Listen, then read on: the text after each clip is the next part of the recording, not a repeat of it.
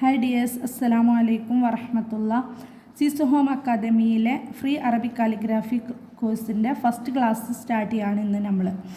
അപ്പം Arabic calligraphy ചെയ്യാൻ വേണ്ടി നമുക്ക് കുറച്ച് ടൂൾസുകൾ ആവശ്യമുണ്ട്. അപ്പോൾ അതിന് വേണ്ട സാധനങ്ങൾ എന്തൊക്കെയാണെന്ന് നിങ്ങളെ പരിചയപ്പെടുത്താണ് നമ്മളെ ഫസ്റ്റ് ക്ലാസ്സിലൂടെ. ഓക്കെ, അതിന് നമുക്ക് വേണ്ടത് ഫസ്റ്റ് ഒരു ബുക്കാണ്. ബുക്കിലാണ് നമ്മൾ എഴുതി പഠിക്കുക.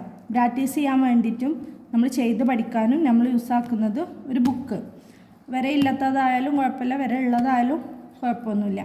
അങ്ങനെ ഒരു നോട്ട് ബുക്ക്, അതുപോലെ കലമാണ് മെയിൻ നമുക്ക് വേണ്ടത്. കാരണം എഴുതാൻ യൂസാക്കുന്നത് കലമാണ്. അപ്പോൾ ഈ കലമിന് രണ്ട് ഭാഗമുണ്ട്, രണ്ട് സൈഡാണ്. കണ്ടോ, ഇവിടെ മുകൾ ഭാഗം, ഇവിടെ താഴെ ഭാഗം. ഈ ഹോളുള്ള ഭാഗം ഉണ്ടല്ലോ, ഈ ഹോളുള്ള ഭാഗം താഴേക്കാക്കി പിടിച്ചിട്ടാണ് നമ്മൾ ഇത് എഴുതുക. ഇത് വെച്ചിട്ട് എഴുതുക. അപ്പം ഇത് എങ്ങനെയാണ് എഴുതുന്നതെന്നും അതുപോലെ ഇതിന് വേണ്ടത് എന്തൊക്കെയാണെന്ന് കാണിക്കാം കേട്ടോ. പിന്നെ നമുക്ക് വേണ്ടത് ഒരു ഫ്രീ ബോട്ടിൽ, ഇങ്ക്, ലിക്ക, ഇങ്ങനെ ഇത്രയും സാധനങ്ങൾ ആവശ്യമാണ്.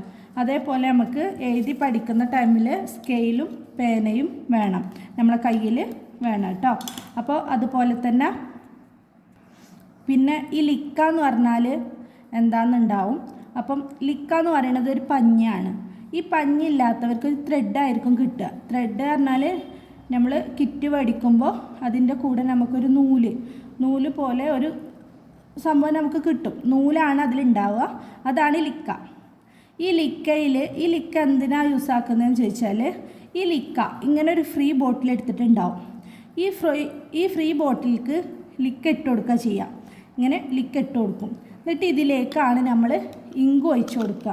ഇങ്ക് എന്ന് പറഞ്ഞാൽ മഷിയാണ് കേട്ടോ, അത് ഒഴിച്ചു കൊടുക്കുകയാണ് ചെയ്യുക. ഇങ്ങനെ ഇങ്ക് ഒഴിച്ചു കൊടുക്കും ലിക്കയിലേക്ക്. നമ്മൾ ലിക്കട്ടിയിലേക്ക് ഇങ്ക് ഒഴിച്ചു കൊടുത്തു. ഇങ്ക് ഒഴിച്ചു കൊടുത്തിട്ട് ഒരു ടൂപ്പിക്ക എന്തെങ്കിലും എടുത്തിട്ട്, നമ്മൾ കലം കൊണ്ട് യൂസ് ആക്കരുത് കേട്ടോ. ഇങ്ങനെ എന്തെങ്കിലും ഒരു ഈർക്കിലായാലും കുഴപ്പമൊന്നുമില്ല. അങ്ങനെ എടുത്തിട്ട് ഇതൊന്ന് യോജിപ്പിച്ച് കൊടുക്കാം. ലിക്കയും ഇങ്കും കൂടെ നല്ലോണം ഇളക്കി റെഡിയാക്കി കൊടുക്കുക കേട്ടോ. എന്നിട്ട് നമ്മൾ ലിക്കയും ഇങ്കും നല്ലോണം യോജിപ്പിച്ച് റെഡിയാക്കിയതിന് ശേഷം ഈ കലം ലിക്കയിൽ ഇങ്ങനെ വെച്ച് പ്രസ് ചെയ്യാം.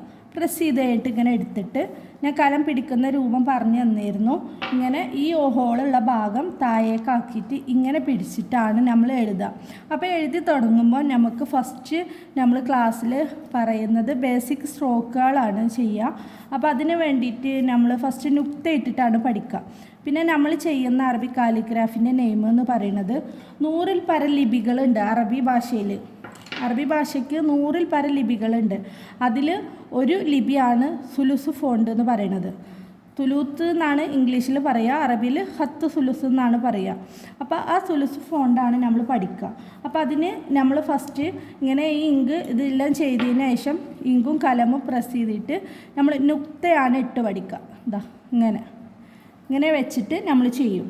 അപ്പോൾ ഈ നുക്ത എങ്ങനെയാണ് ചെയ്യുന്നതെന്നും ഇതിൻ്റെ അളവ് എന്താണെന്നും നമ്മൾ അടുത്ത ക്ലാസ്സിൽ നിങ്ങളുമായിട്ട് ഷെയർ ചെയ്യുന്നതാണ്. ഓക്കെ, അസ്സലാമു അലൈക്കും വറഹ്മത്തുള്ളാഹി.